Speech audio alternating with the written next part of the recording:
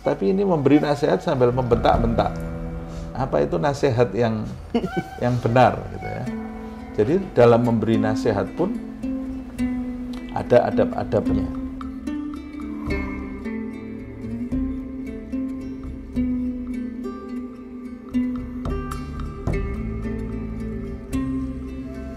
Setelah Imam Al-Haddad itu menjelaskan, mengingatkan kepada kita semua yang membaca kitab ini untuk menjaga hati dan sebagainya dari beragam penyakitnya, di situ dijelaskan juga waliyakun nasihan lahum rahiman bihim musyfiqan alaihim mu'taqidan al khair fihim.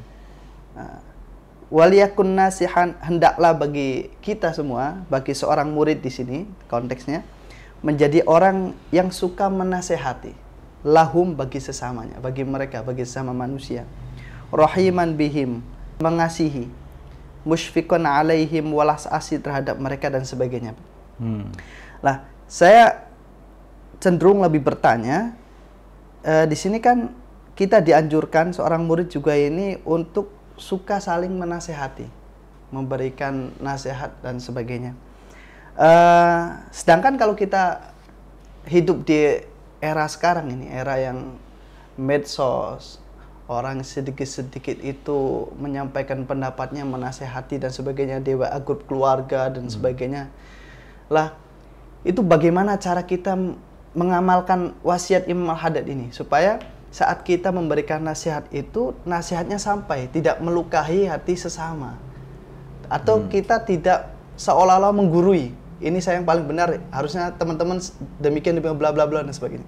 Nah, itu bagaimana metodenya yang baik dan benar dalam konteks menasehati?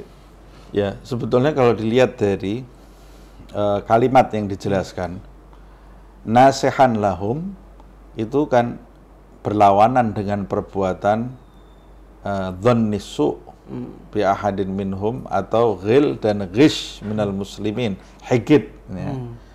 Jadi karena hati itu tempat pandangan Allah, kita juga harus membersihkan hati kita itu dari rasa benci, kemudian prasangka buruk, atau rasa dendam tadi itu ya, kepada sesama manusia. Karena tidak pantas hati yang di dalamnya ada dendam, ada kebencian, ada amarah terhadap sesama, kemudian hati itu menjadi tidak pantas untuk dihuni oleh rahasia-rahasia Allah, ma'rifat Allah subhanahu wa ta'ala. Kalau kamu mau mendapatkan semua itu, ya kamu harus menyucikan hatimu dari rasa dendam, rasa benci, prasangka buruk. Dan ini sangat penting sekali karena itulah tujuan dari kita berzikir, tujuan dari kita sholat, karena untuk menyucikan hati kita gitu. Nah, sementara itu banyak manusia sekarang ini sholat, zikir, tapi tidak memahami tujuan dari semua itu. Jadi dia sholat dan zikirnya itu juga memuaskan nafsu dia, memuaskan nafsu dia dalam tanda kutip ya, dalam tanda kutip. Jadi dia sholat, dia zikir, tapi tidak paham ini apa, untuk apa kamu sholat ini. Kamu sholat ini bukan menyisihkan kamu, supaya manusia memandang kamu ini kelompok yang baik atau kelompok ahli zikir. Bukan manusia, tapi tujuannya semua adalah Allah, menyucikan hati kita. Nah, harusnya orang kalau mau menuju kepada Allah Subhanahu wa ta'ala, dia berzikir, dia sholat, dia membaca Al-Quran, dan dia berjuang untuk menyapu bersih sifat-sifat ini hikid. Dan setelah tersapu, atau sambil menyapu penyakit-penyakit kotor ini, dia berusaha menggantinya, menghiasi hatinya dengan sifat-sifat seperti memberi nasihat, mengasihi, dan prasangka baik tadi. Nah, memberi nasihat tadi. Makanya saya ini sebelumnya menjelaskan hal itu. Kalau prinsip dasarnya seperti ini, lalu bagaimana orang memberi nasihat tapi sambil marah? Ini sudah keluar dari dari tujuan utama. Nah, kamu ini kan harusnya memberi nasihat karena harusnya mengganti perasaan amarah, dendam. Tapi ini memberi nasihat sambil membentak-bentak. Apa itu nasihat yang benar gitu ya. Jadi dalam memberi nasihat pun ada adab-adabnya. Pertama tujuannya karena cinta. Karena nasihat itu sendiri dalam bahasa Arab an-nushu itu kan nasihat bisa juga artinya tulus, sesuatu yang tulus, yang murni. Yang murni. Jadi kalau nasihat yang kita ucapkan itu tidak tulus, tidak murni, timbul dari cinta kasih, maka itu bukan nasihat. Bukan nasihat. Nasihat yang timbul karena merasa diri kita lebih baik, itu bukan nasihat. Walaupun bentuknya nasihat. Tapi itu bukan nasihat. Dan itu pasti berdampak.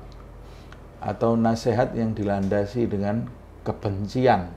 Nasihat itu harusnya dilandasi dengan cinta. Ini kenapa nasihat bisa dilandasi dengan kebencian? Berarti itu bukan nasihat. Itu bukan nasihat, karena tujuan utamanya bukan nasihat. Kadang-kadang ada orang yang berbicara kebenaran dengan tujuan menjatuhkan harga diri orang lain. Itu jauh dari nasihat. Jauh dari nasihat. Dan itu perbuatan dosa. Karena di dalam memberikan nasihat, itu ada adab-adabnya. Di antaranya tidak merasa diri lebih baik dari objek nasihatnya itu.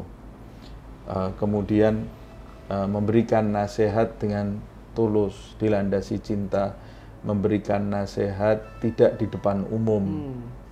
Karena memberikan nasihat di depan umum itu berarti menjatuhkan. Bukan memberi nasihat itu. Dan ada beberapa adab yang lain. Dan memberikan nasihat itu sebetulnya termasuk sarana bagi seorang hamba untuk membentengi hati tadi. Karena manusia itu perlu bersatu untuk mencapai Allah Subhanahu wa Ta'ala. Tidak bisa sendiri dia. Makanya di situ ada prinsip nasihat. Prinsip nasihat. Nah, pada saat kita melihat teman kita yang terperosok, itu fungsi nasihat. Seharusnya kita menariknya, menolong dia. Bukan terperosok kemudian jadi gosip utama. Atau melihat orang terperosok berbuat dosa, justru kita hakimi bareng-bareng. Loh, fungsi nasihat ini untuk menolong, bukan untuk menghakimi orang. Ya. Makanya Allah kan menyebutkan di antara orang yang tidak merugi, watawasau bil haq, watawasau bis sabr.